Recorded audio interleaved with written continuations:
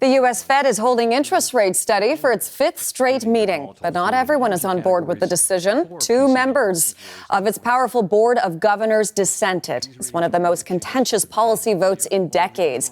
The chair of the Federal Reserve, Jerome Powell, is speaking about his decision right now. Senior business correspondent Peter Armstrong joins us live now from our Washington bureau with more on this. So, Peter, Fed insiders are clearly divided here about today's decision. So what is all of that telling us? Yeah, it tells us that the political divide that seems like it's everywhere in this country is indeed seeping into a lot of the bigger institutions that had until now felt like they were a little bit immune from that. The fact that we've had two governors vote against this is the first time since 1993 that we've seen a move like that. And it sort of bears this division that we've seen among those who feel that the Fed should have already cut rates and those who feel that the Fed needs to take a more careful approach. The Fed chair, as we're seeing right now, Jerome Powell, is clearly among those who think, listen, we can't hike rates just now because we're worried that inflation might rear its ugly head again, and we spent years fighting to get it back under control, and that we need to let the data sort of guide us on this. The opposite side of the coin is no less than the President of the United States, who has, when he gets most upset with people, that's when he usually comes up with the nicknames. He's come up with a nickname for Fed Chair Jerome Powell. Take a listen to this. We should be the lowest interest rate, and we're not. We're 38, number 38, because of the Fed. It's all because of the Fed.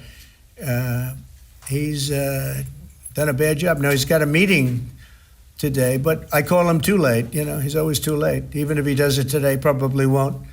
I hear they're going to do it in September, not today. For what reason? Nobody knows.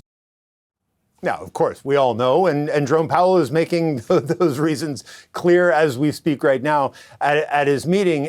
And all of this ties into Trump's trade policy and the state of the U.S. economy and questions about sort of where we're at. We had U.S. GDP numbers out this morning showing growth in the second quarter is on track for like 3% growth. That offsets the negative growth that we saw in the first quarter. I think the first half of the year numbers now are looking like pretty modest growth, 1.2%. And that is why the Fed chair is saying we need to be more cautious. We don't have quite as much growth as it looked like we had in the numbers that came out this morning, but they're not quite as bad as they look like they were at the beginning of the year. And so he's saying to move slowly and let the data guide us. But clearly, this fight isn't going anywhere. One last point on this, Hillary. It's important to note that one of the people that voted against that dissented in this vote at the Board of Governors is one of the guys who's being touted as a possible replacement for whenever it is that Jerome Powell does leave that job as chair of the Fed board. Okay, an interesting point there, for sure. Now, Peter, this tariff uncertainty, it's certainly having a more precise impact here in Canada. Dominic LeBlanc, the minister responsible for Canada-U.S. trade, we know he's in Washington right now. What is the state of those talks with the U.S.?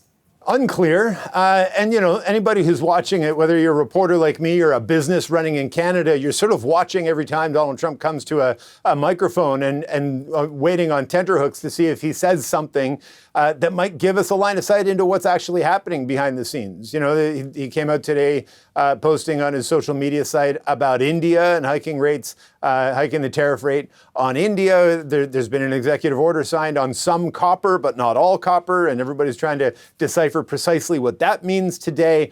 But we have this deadline looming of August 1st, of Friday, and a lot of work happening behind the scenes. Dominic LeBlanc and the Canadian ambassador here in Washington in meetings with Trump administration officials to try to get to some kind of a deal. But as we've heard repeatedly from Mark Carney, that it's not a deal at any cost, and they're unsure that a deal is necessarily going to get done before the deadline. And what will that mean? Are we going to, is Trump just going to unilaterally impose tariffs, or are we going to see some kind of a negotiated settlement, or perhaps, like we saw yesterday with China, a kicking of the can down the road? Last week, Howard Lutnick, the Commerce Secretary, was saying, we're done with the pauses, we're done with the exemptions, the tariff rate is going on August 1st, that's it, that's all. And then a few days later, Trump comes out and says, or Trump's team, Scott Bessent, in fact, came out and said, well, we've negotiated a 90-day truce with China. So who's to say we won't get another 90-day truce with the Americans and Canada? It's all kind of to the whim of